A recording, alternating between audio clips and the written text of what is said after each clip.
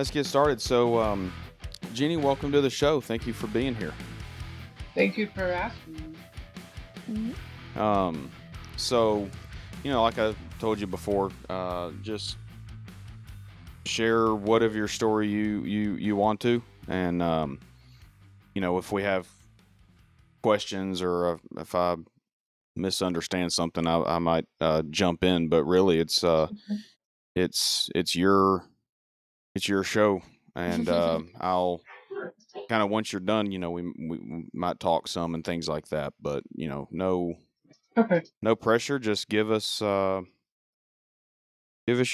story as much as you want. You can go all the way back to your childhood if you want to, or you can start a week ago. I don't care. Whatever you feel comfortable with. I like to share more of the message than the mess, but I do feel like I have to share some of my past to get you to know who I am today. Yeah. Um, so I remember as young as like 3 and 4 years old, my family was going to church every time the church doors open. Um, my dad kind of had it like what's done behind closed doors was a nightmare compared to the way that he showed us, like to like people out in the real world. It was basically he would present us one way, but that's just not how it was. Mm-hmm. Um, Basically, everything looked like picture perfect on the outside, but like I said, nightmare behind closed doors. Um, I remember when we was growing up, like my dad was a truck over the road truck driver, and my mom was a nurse, and so they weren't there a lot. My dad was gone for weeks at a time, and I just remember like absolutely despising when I would know that he was coming home. Um, because things were really good with my mom, but like my dad always brought his aggravation home off the road and kind of took it out on us. I am the middle child. I have two brothers, one older, one younger. Um, I was formerly a meth addict. So was my younger brother, but and then my older brother has his own issues. So, but I remember when my brother was a little, I think he's like 15, 16, and my dad, uh, he pulled a pew pew on himself in front of my little brother, and it was around that time that we found out that he was on methamphetamines, and had been our entire lives. Uh, and basically, at that time, he just wasn't willing to really admit it, or he would say he's going to get help and then not. This was your Um, dad? yes, sir. He pulled out a what? A Your gun. what? What did she say? He pulled out a what? I said a Ask her, pew baby. What did pew. you say? He pulled out a what? A pew pew Oh. gun. Okay, gotcha. Sorry. The sound wasn't good. It sounded like you said pee pee. That's why I was like, what? Oh no. Okay. Pew pew gun. Sorry. Okay. Continue. Yeah, sorry. We can edit that part out. Sorry. Probably not. Oh, okay. um, I left my house at 17. I would have left sooner because I absolutely hated it. But like my older brother, when he left, he went straight into the Navy. Like my dad told him it was either he went into the service or he needed to get in school or he was going to get thrown out. So my brother thought it Mm-hmm. was the easiest way to just go into the Navy. Um, and I always had, like a hard heart towards that because basically he took my brother away. Um, and that brother at the time, me and him was really close. We're only 2 years apart. And my younger brother, we were like 6 years apart, and he was. I didn't really want to be around, a kid. Mm-hmm. So But yeah, I really did fault my dad for that. But at 17, I left home and thought I knew everything. Um, I didn't know anything. I didn't know Mhm. anything. I I didn't know what it was like to live in the real world. Yeah. You know, I Mm. had paid bills and like little like cell phone bills, you guys, like not rent, not any of that. So I got a house right down from my family's house, and I didn't even like I paid the bills, but like never spent any time there, which made no sense. You know, like why am I doing that? Yeah. So, uh, also at 19, I got married. Um, and he was not a very good guy. I found out the day we were getting married that I believe he told me he was 30 and I was 19. But I know that it turned out to be he was 36. Um, and the only Mm. way that I learned that was because you have to present your ID to get married. Yeah. And Yeah. like he tried to tell me that him and his brother got mixed up, yada yada yada. Anyway, it was all just a lie. Um, Hmm.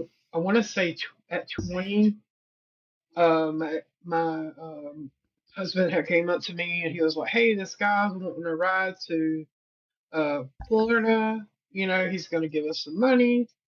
Let's do it. You know."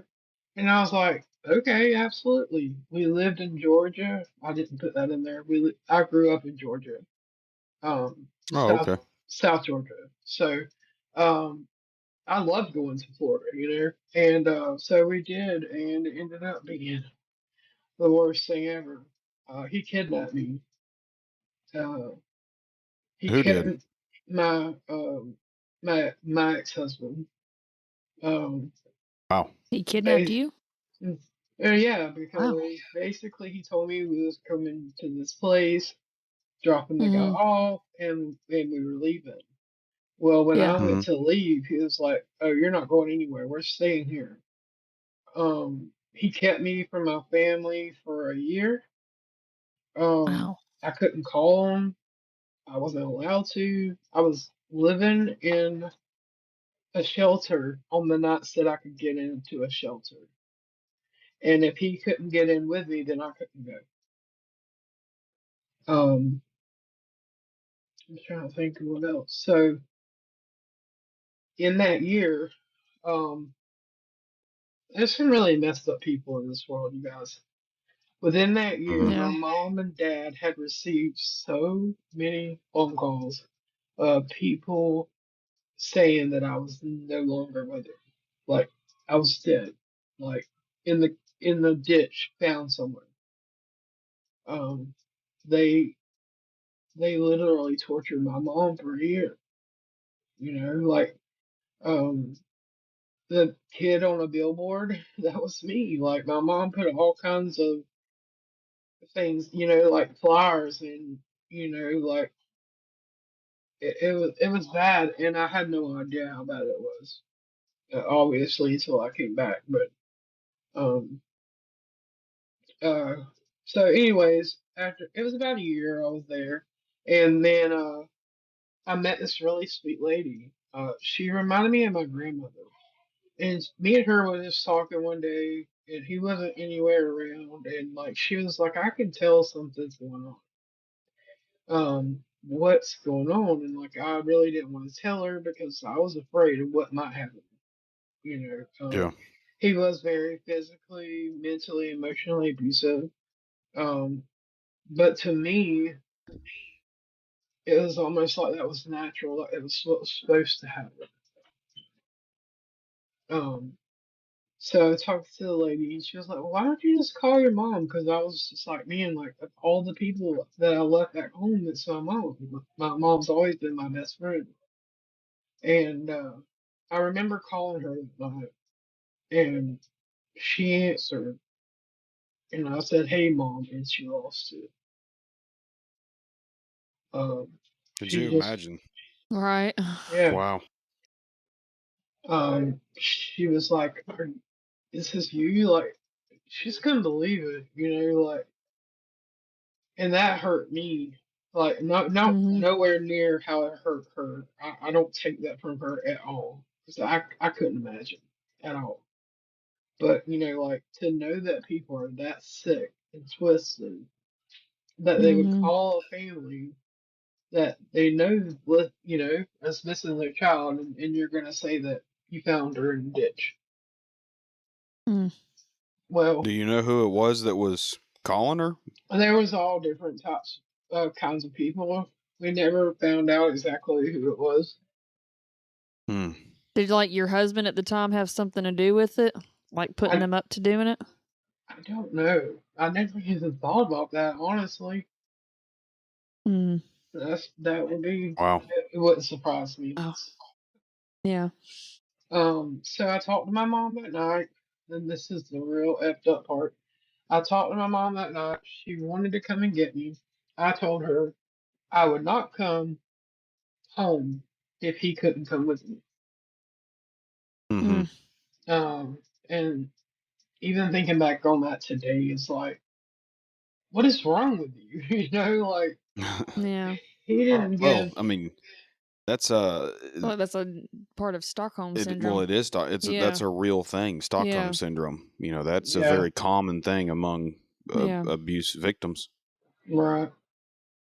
I just like I knew it was wrong. Like I knew that was wrong of me to say that, but the only way I could think that I would get to go home is with him, Mm-hmm. basically. Mm. So I lived, or well, we were about 6 hours from my mom's house, and she made it in about four. She made it to me. Um, I would imagine. yeah, and she just, I listened to her on the way, all the way back home. Um, just the stories and the things that was said, and like my hometown, how they had like flyers all over the place, like looking for me. Mm-hmm. Um, to teach me a lesson, I guess, is what they did, but or it kind of felt very humiliating, but I get it, like they wanted me to go to town and take every one of those flowers off, and I Mhm. did. Um, I felt humiliated, but like that, it wasn't about that. The fact was is that I needed to be seen so people could quit calling, Mhm. and what better way than to go take those flyers off the door? And, Yeah. you know, so I was only with him a couple of more months before my mom was like, "Hey, I'm gonna need you to listen." And like she literally just told me everything that she has seen about him, how controlling he was. That I may not have marks on me today, but she knew for a fact that I was getting beat up. But more than that, like I could handle some punches, but like the mental abuse, he Yeah. played with my mind like for a very long time, and that sucks, you know. Mhm. So he left, and we got divorced. I was doing pretty good, and then I met another man, and guess what? We got married. He was no better than the guy that I was just telling you about, but um, I felt like I needed to be needed, or I needed to be wanted, Mhm. because like I always had somebody, like I was either my dad's daughter or somebody's wife or somebody's sister, like I always had Mhm. some. I didn't know who I was though. That's the issue. Who am I Mm-hmm. if all these people disappear? Right. Mhm. Uh, so um, we got married, and I remember my first time taking uh a line of meth. Uh, I talk about that the most because I was on pills for a little while, but it was from kidneys stone, and then like I just got crazy after that. But it didn't take my life the way took my life away. Um, I remember like me and my husband lived 2 hours from my mom, and I remember going home almost every weekend because my uncle was a manufacturer, and I knew how to get it. You know, it was right Mm-hmm. there. But and also I would go back home because my husband at the time didn't know. So I did that for a few months, and then I was like, you know what, the heck with this. I know that if I tell him that this is gonna be okay, he'll do it. He'll try it. Like that. That's how messed up my mind was. But I was right, and I'm not like saying that with like, oh, look what I did, because it's still something that I live with till this day. Um, but I'm just saying, like, that's how warped my mind was at the time. Was that I'm Mm-hmm. tired of hiding it, and I would rather just be able to do it when I want to do it. So that's really where it took off at. Me and him were toxic for each other. Uh, we already was, and then to add methamphetamines on top of that. Mhm. I'm not sure like how much y'all know or whatever, but like it's a mood enhancer, no matter Mhm. what mood you're in. Yep. So, and a lot of the times I was just sad and mad because I had allowed my life to get to where it was.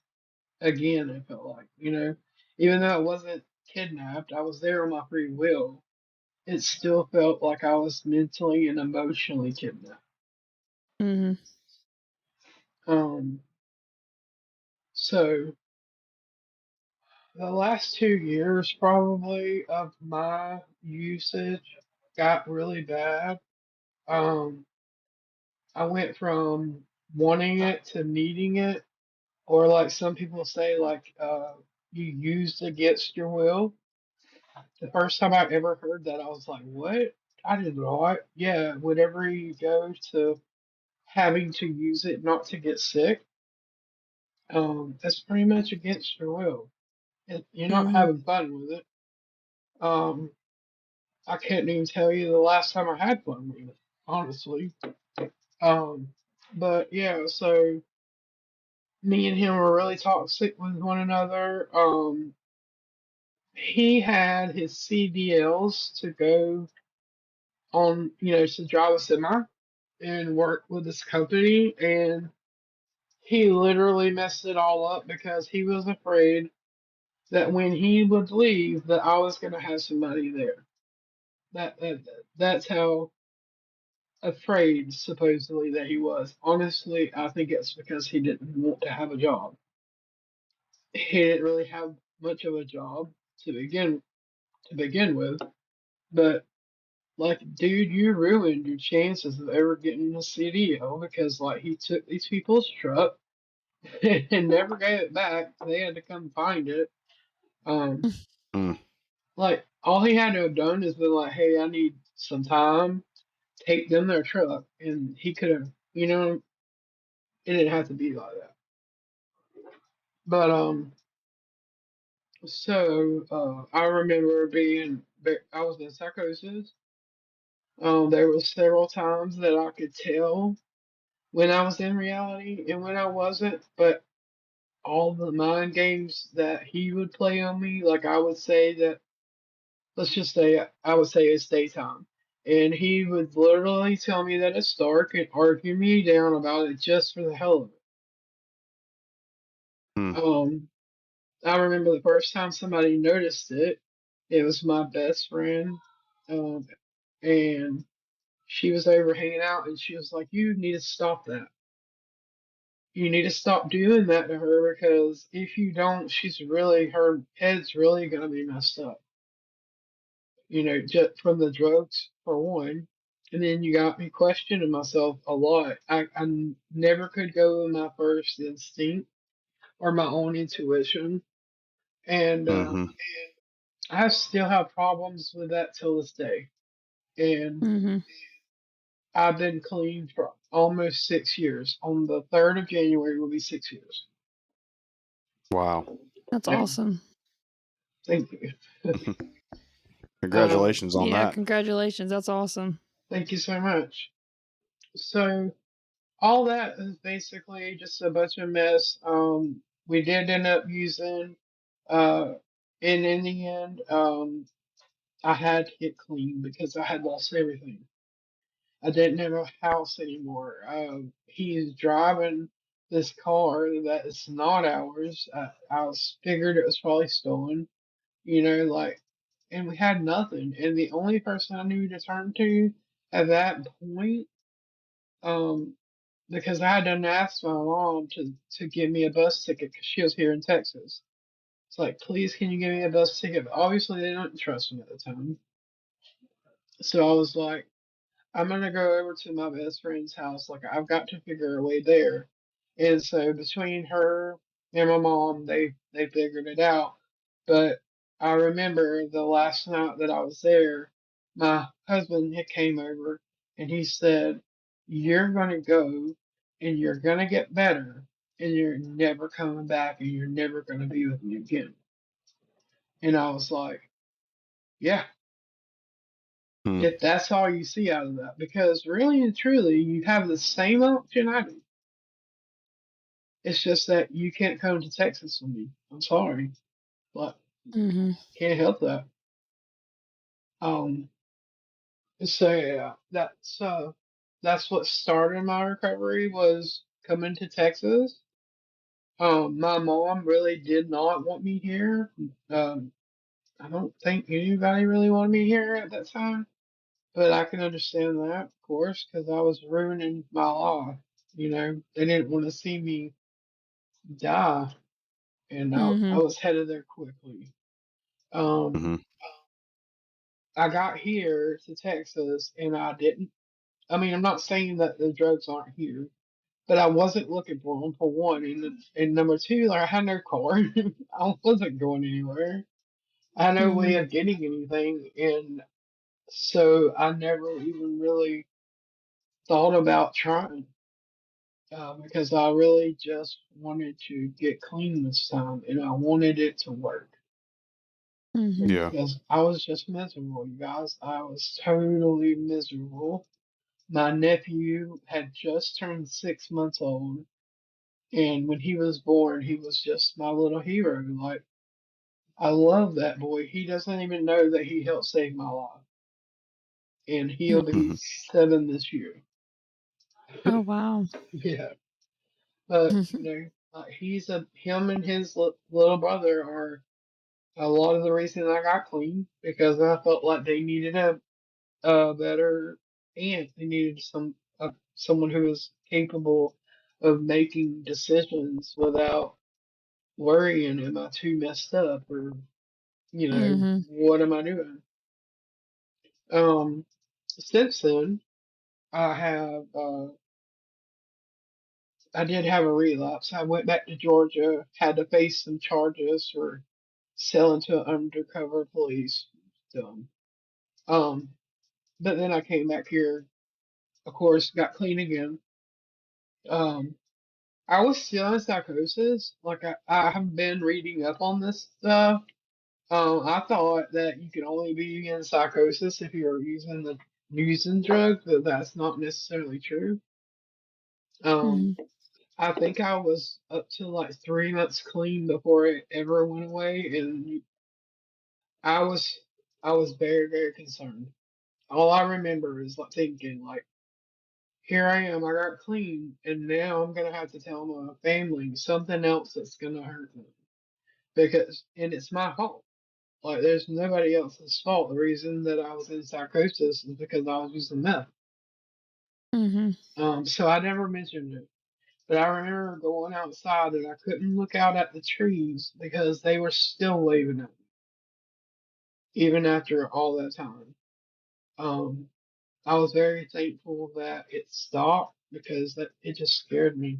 I thought I've seen people that never came out of it, and I Yeah. didn't Yeah. want to be that person. So, um, let's see. When I came back the second time, I was like, listen, I got to do something. I had the first year that I had clean before I relapsed. That's all I had was just clean time. I didn't work on myself. I didn't do any of the inside work or the outside work. I just got sober. That's it. Mhm. So when I got sober this last time, I was like, I gotta do something different, and I need something that's gonna help me to work on me. And at that present time, I found Narcotics Anonymous, um, and I don't do that anymore. I don't do NA anymore just because of some of the things I don't believe in, but it was a good spot for me to start. It helped me build a strong foundation, Mhm. Mm. and it started me on working on myself, which is what I needed to have done all along. Um, I had a sponsor. I've actually had two sponsors. The first sponsor, she was getting loaded the entire time that she was sponsoring me. And then I just lost my second sponsor 2 years ago. She just ghosted me. So I'm just Mm. done. Oh, Yeah, but it's okay. So, because like today, like I have the ability to pick and choose what will work, what won't work for me. It doesn't have to be one program. Like right. I can make my own program by different programs or different things. And that's basically what I've done um in the last couple of years because like I don't know, I have weird feelings about NA and AA, and I'm not knocking them because they're definitely what has helped me. But Mm. there's a lot of things that they believe in that I just don't believe in. So Mhm. I'll leave that at that. But so I started doing TikTok, found TikTok recovery, and done that for like a year or so. And then that's when I found recovery on Facebook. Because I'm like, man, if they got recovery on TikTok, I'm sure they got recovery everywhere at this point. Mhm. Um, and so I came onto Facebook, made my own recovery group 2 years ago. The only thing I had in mind for it at the time was I just needed somewhere I wanted to do like a vlog, like just Mhm. Mhm. talk about what's going on with me, Yeah. and have people like tell me what has helped them, basically. Um, Yeah. but it turned into something way more amazing than that. We now have it's called New Beginnings. We now have like a little over 3,400 people in there. Oh, I Nice. wow. I never thought we would have that many. That's And awesome. it's all because like I always thank our members because the fact of it is that we wouldn't be where we are and it wouldn't be where it's at without it. It has nothing to do Mhm. with it. I mean, I might have prayed several times over that group, but even that, it comes from him, not me. Um, so yeah, I've been humbled a lot, especially in the last few years with that group. Um, we have what I call silent listeners or silent watchers, and like basically people that are in the group that never say anything, and Yeah. um, they've started talking. They want to know more, and that to me is amazing in itself. Um, and just having somebody say that they're proud of you, or you helped them, or this, that, and the third. I mean, y'all heard the mess, like that. There was a lot of negative energy, a lot of negative thoughts.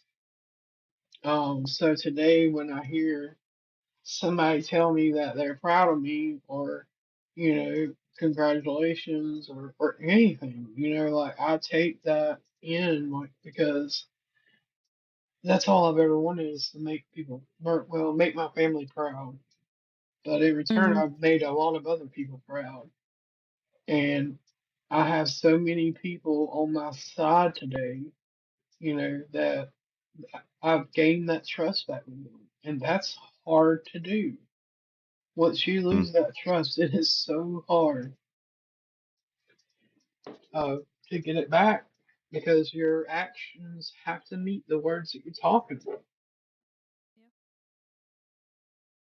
But so uh, for my future, I really want to get a oh man, I was gonna forget the story. But I want to make basically I want to make like a place for women and children. Uh, like I can't think of the word. Basically, where you go apply with the state or whatever, and they give you I don't know. Anyway, I can't think of it right this minute. But basically, what I want to It'll come do, to you. it will. Basically, what I want to do is help women and children. The only reason is because that's all I really. I mean, I've helped other men, but I try to stay women with women, men with the men, only because I Hmm. don't want people to get you know confused. And I noticed that whenever I was early in my recovery, that there wasn't a lot of places for women and children, not where they could keep their kids. Mhm. And not until my best friend went to hers and she got to keep her son, and I was like, they really need more places like this because I feel like other more women would come to this, Yeah. if they could keep their kids with them. We know for a fact they would, Yeah. Yeah. because that's where she went. Yeah, I went to a rehab, Okay. called the Love Lady Center, Mhm. and they let you, like me, I had someone back home, it was with her dad. I have to cut out her name. We don't say my oldest daughter's name on here. Right. Uh, my oldest daughter, she had her dad that she Mhm. was able to stay with. So I didn't have to utilize that, but I was a teacher. We had an entire school. We had a Oh daycare. wow. It was like a couple of weeks old all the way up to preschool age. And when I first went there, I started because I didn't like doing the thrift stores, and that was Right. one of the first things that I told them when they gave us jobs, and a lot of Mhm. people had to start off at the thrift store. And I told my client rep, I said, I don't like the thrift stores. I don't know how that's going to work. I would rather you not send me to a thrift store, please. And at the time, I didn't really like kids neither. I liked my kid, Right. but I That's didn't different. really like other people's kids, especially not a well behaved kid. And so she was like, "Well, Not a not well yeah, behaved not kid. I only liked well behaved Yeah, kids." yeah. There you go. Gotcha. And so then she was like, "Well, we got the school." I was like, "Okay, I guess I'll do that. That's better than doing a thrift store." Right. So I was a teacher for second grade. It was almost like they had like the homeschool curriculum, I guess. Right. And I taught second grade up until I had a relapse. So then I had to start the program over. They have a thing called restoration, Mhm. and they put you back in the beginning. And so they started me back in the beginning of the program, and I was able to go back to my old job. But this time they put me with kindergartners. Mm. So I did kindergartners, and then after my second relapse, I went back, and then they let me go back up to the kindergarten area again. But it was really nice, and there was a lot of women. They didn't have it like I did. I had Right. my ex-husband, I had my mom that was helping. They would bring my daughter to come and visit me on weekends and stuff like that, but there was a lot of women, they were coming straight off the streets, and they didn't have that kind of family. They didn't Right. have anybody to help, so what they would do if you had someone that would help, they would like for you the first 30 days to have that child stay with somebody, and then you can Gotcha. have the child once you get out of your first 30 days. But I knew a couple of women that didn't have anybody. So instead of we lived in this little area for phase 1. For those women that didn't have anybody and had their kids, they got to stay upstairs with all the other people that were, phase 2 through 5. Right. And it was just so amazing to see a place like that had all that place for, the women, the children. I mean, there was kids all the way. I think that our school went up to 5th grade was the oldest, I think, that we had. So it was Right. like children of all ages. It was But amazing. we say all that to say that there's not a lot of places like that. No. Right. And I want to say that the Love Lady where Chris went, I feel like it's the biggest. Well, they have the Foundry. But see, I don't know if the Foundry does that with the kids, but the Foundry has multiple ones. Yeah, but Okay. But I don't think they do that with the kids. They have women. They have a women's one and they have a men's one. But I don't know if they have children that yeah, stay but there. my point is that there's not a lot of places No. like that. There needs to be more places Yeah. like that.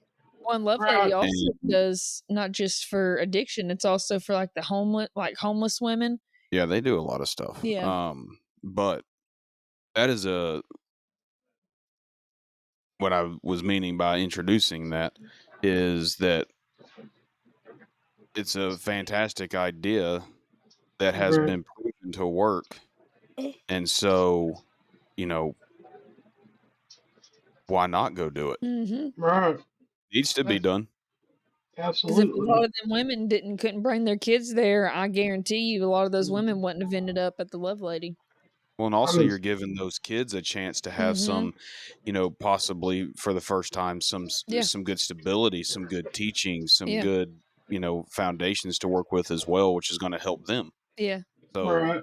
you're on a Where I you're on got a that you're on a good from. path with that Yeah. thought. Because they help with getting the children in, like, to see Yeah. doctors and stuff. Because a lot of our kids were on ADHD medicine. They were on behavioral stuff. They even had a room at the school that they did it was called the calm room. So if we had a child that was having, because a lot of them had a lot of traumatic stuff, so they had a lot Right. of them had a lot of, I don't want to say issues, but there was things that the children were Challenges. challenges that the Yeah. children were dealing with. And I had one particular kid that I took him downstairs because he was just having a bad day. And I took him into the room. It was my first time going in there. They had a little boxing area. So he was able to take his anger out and do Oh boxing. wow.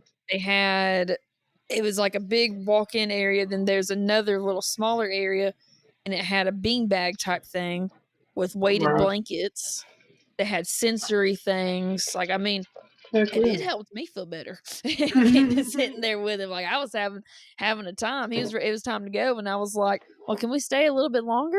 Right. Like, I like it in here. Yeah, so you're on Yeah, a that's great train of thought there. yeah. I That have would help out. absolutely no idea how to do that. Yeah.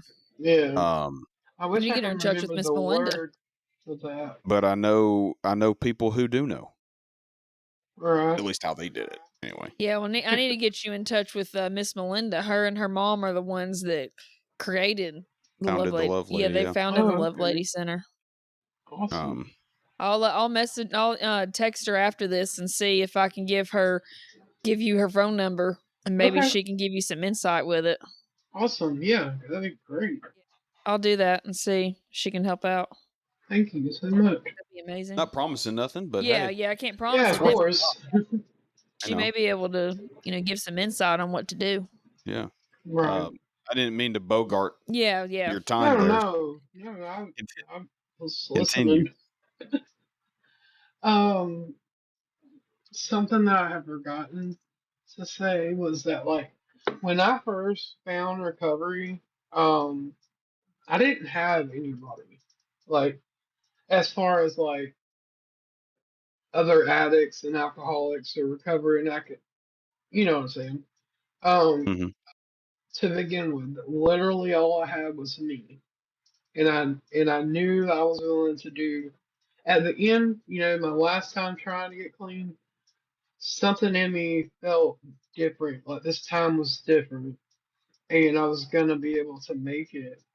And I had told myself, like, when I'm able to get on my own feet, get some of this good stuff coming my way, I want to be that person for other people. Mm-hmm. Mm, Because more I did in recovery with other people, the more I realized that I am blessed to have the people that I have in my life. Because there are some people that don't have anybody. Like you were saying just a Mm-hmm. minute ago, I don't remember what your name was, but yeah. Chris. Okay. It's Sorry about that. okay. Uh, no problem. and that's basically what I have done this entire time was to be that person for somebody else while Mm-hmm. also helping myself. It's that stupid cliche saying like, um, I can't. Oh man, I just had it. Like where you help people and it helps you. Like you can't give that. Anyways, I hate that. Can't help somebody till you help yourself. Well, No. it's No, not that one. we can only keep what we have by giving it away. There we go. Yeah, yeah. Yeah, there you go. I have it Oh, written well, I was way off. I was on the opposite negative end of it. I was thinking reciprocating. Like, I don't think that's it. Yeah. um, that I never really understood it until I was in it and helping people and seeing how much like that was helping me because like with the newcomers, for instance, they were there to show me that there's nothing good out there at all. Actually, it's gotten a lot worse. And like I'm thankful that I got out of there before fentanyl got really bad because I could Mm-hmm. see myself doing that. Um, but so yeah, like that's basically what I wanted also to touch on because like I feel like it's important. Like for me, it I only got here by someone else doing the same thing. Mm-hmm. So Hmm.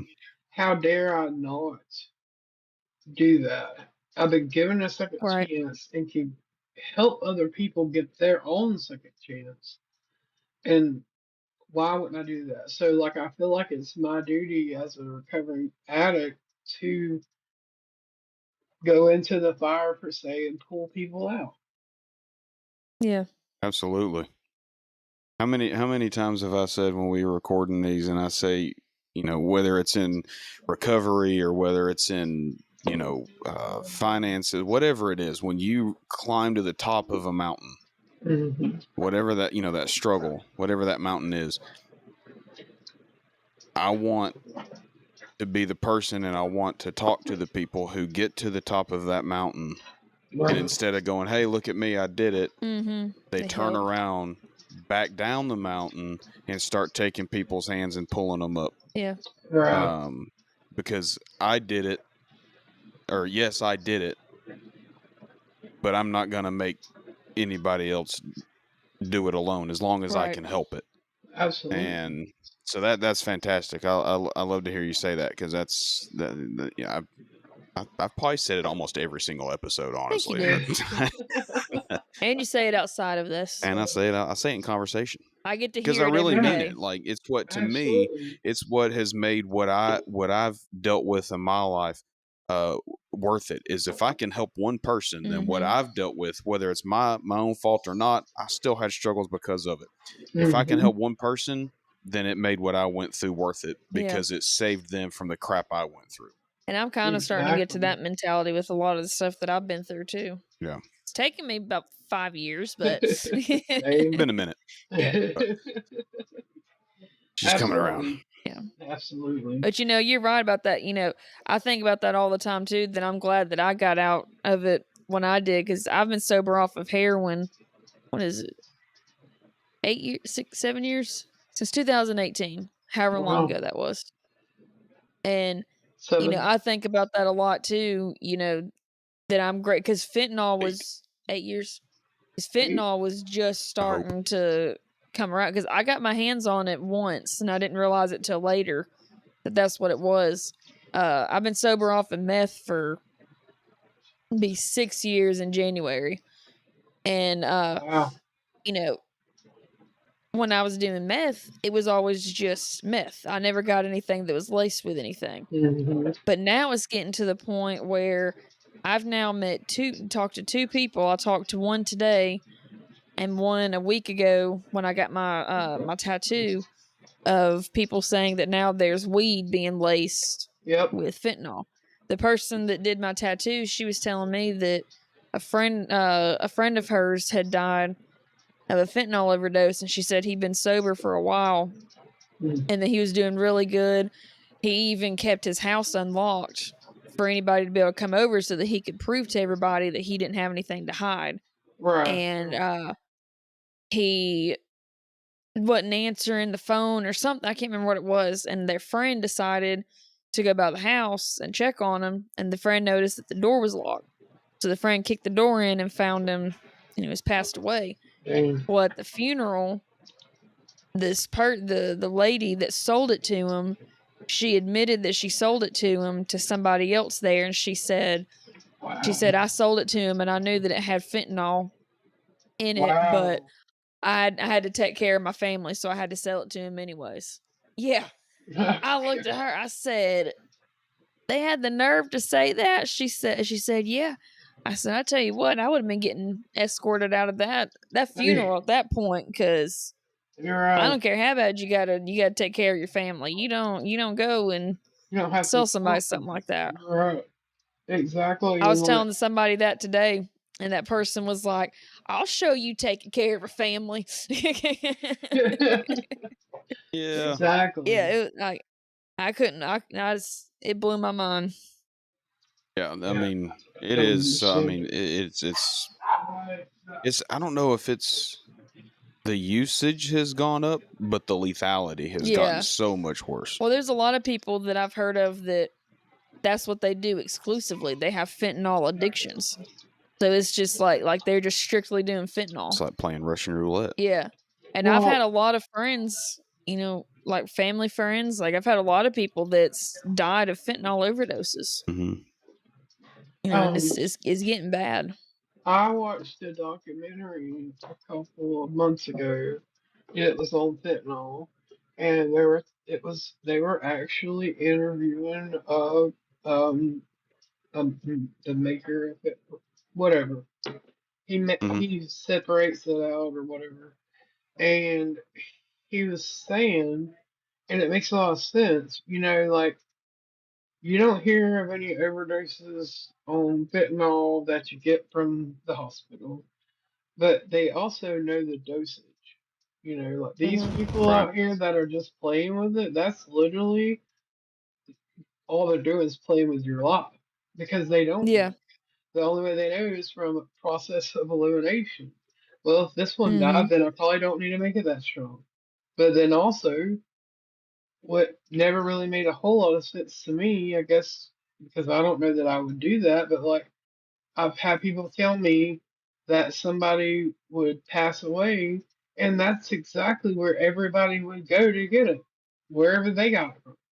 And I'm just Hmm. like, what? Like you Why? knew this person it killed them, but you're still, Yeah. Still You're still going. going back. Yeah. yeah, I don't know. I think that I don't know if there's different types.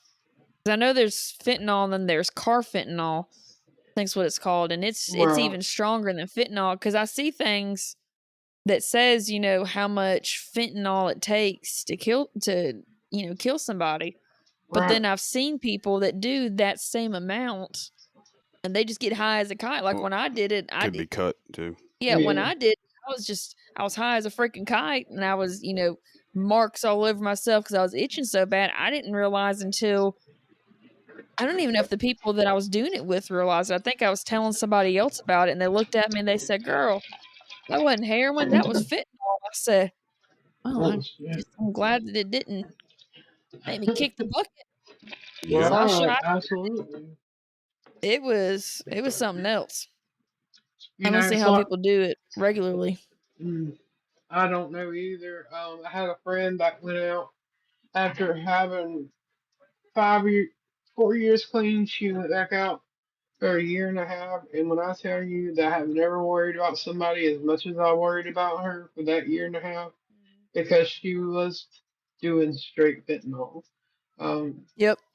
And she was doing it with a needle, like, and that's two of the things that scare me the most, like right now, is fentanyl and, Mhm. buy a needle, because you Yeah. don't just have to worry about the drug, you have to worry about that needle, because it's a thing within itself. It's an addiction in Mhm. itself. Yeah, Yeah, it is. I have friends that Hmm. actually I think I was the only one in my friend group that didn't shoot up. I was one of the only ones. I think there was like maybe one of no, actually no, I'm wrong. Anyways, I had two people that at one house, hung out with a group of people. They never did it.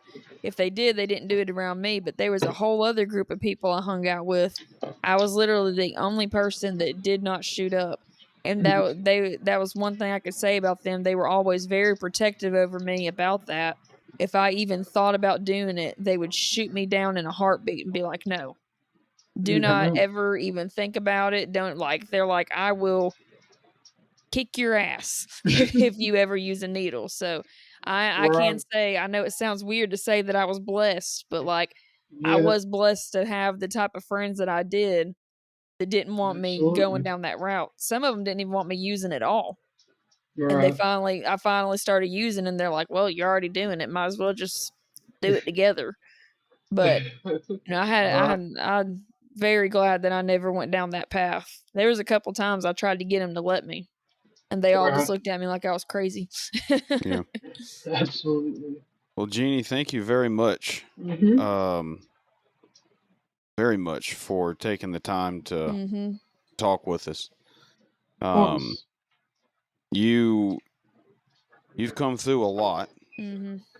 and we got to wrap it up. But I want to say Yeah. this: when you were uh, talking about when you came back home and you went through and took all the flowers up. Mhm. Um, I know you said that was kind of a lesson thing, is kind of a you know Right. embarrassing thing and all of that, but I think Sorry. on some level that was like the first steps of you taking your life back. Mhm. And Absolutely. it didn't come to fruition immediately, but it I think it was Right. the start of it. And it just reminded me. I don't know why it reminded me of this, because I'm probably completely off base with it, but it reminded me vaguely of. Do you are y'all familiar with the paralyzed man in the Bible that Jesus healed? I Mhm. think there was a couple. Well, So yeah, but there was the one that was at the one by the the beautiful fountain. fountain. Yeah, yeah. Okay. When Jesus healed him, now I could be wrong, because the Bible's a long book, but I'm sure if JJ was here, he and would know. I'm dyslexic, but JJ'd probably tell me he would know for sure. Yeah. But Okay. when he told him to stand up, and he Mhm. stood up and he started, celebrating, he said, pick up, basically pick up he had a blanket that he sat Yeah. on, because he was paralyzed, to Right. pick up your blanket and go. Yeah. And it's like taking that part of your old life that's Mhm. was what it wasn't supposed to be, Yeah. Right. and you're taking yourself back from that. Right.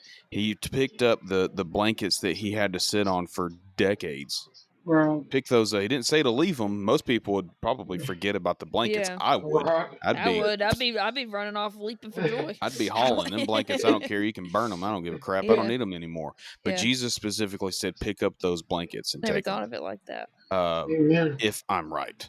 So No, he did. I remember because in The Chosen they do a thing of that too, and that's what Jesus says to him. He says, "Pick up your mat and go." Matt, Yeah. not blanket, Matt. Yeah. And that's when I don't know if it's in the Bible. That's when the Pharisees got all But mad. for some reason, when you gave us that part of your story, it just reminded me of that. Yeah. Like, Right. I never really thought about it like that, honestly. Me neither. But that's a thank you. I didn't either, but God told me. Yeah. Because I don't think that creatively, because I don't have that kind of You've imagination. been hanging around JJ too much. Been hanging around JJ a lot. But anyway, is there anything else, as we're wrapping up, is there anything else you want to add or comment on or say or anything? Just want to tell you guys again, thank you for allowing me to come here and be with y'all, share my story. Oh, thank you for taking Yeah. the time to do it. Of course. See her shirt she's got on? Yeah, I see that. Look at Yeah. that. I like that shirt. I love the I color. like it. I got the matching hat. Oh, okay. I've only got one shirt. I'm gonna have to get myself more. Yeah, but well, anyway, we'll let you get back to the rest of your night. Thank you, and we'll stay in touch with you. I And think we're wrapping it up in time for her to do her live. yeah, here soon. Yeah. It started 5 minutes ago, I think. Yeah. You're not gonna have to miss too much of it. Yeah, no, that may or may not have been my goal. But anyway, again, thank you very much. And let me, before you hang up on this, I'm going to hit stop. And because this is the first time I'm using this, I just want to make sure that everything saves before I go exiting out of stuff. So I'm going to hit stop recording, but we'll stay on for just a second. We need to let her say bye if she wants to say bye and all that. Never mind. I'm having a dumb moment. Sorry. Sorry, don't mind me. I'm asking about saying bye and stuff, but I realized we usually, if we're saying bye, it's usually there's no one on the other end. We're just saying bye to the camera. They're already gone. God, I hope you get rid of this. No, I'm not editing that kind of stuff anymore. Anyway, thank you again, and we'll stay in touch with you. So yeah, we want to see how you go. We'll see what we can do as far as your recovery center idea goes, because that's a good idea. I think it's very good. When I think of that word that I'm looking for, I'll let you know, because it's going to be like oh my God, really? That's the word? Is it a halfway house? No, so it's like a charity, like it's a thing that you get, like you have to go nonprofit. There we go. 501c3. Yeah. It's a nonprofit. Yeah, nonprofit. There you go. Well, I'm glad we got that cleared up, because I probably would have been annoyed by it laying in bed at midnight going, what the crap was she trying to say? Like, what is that? It's the drugs. Yeah, but we're going to see what we can do. All right. Well, you have a good one. You do. Yeah.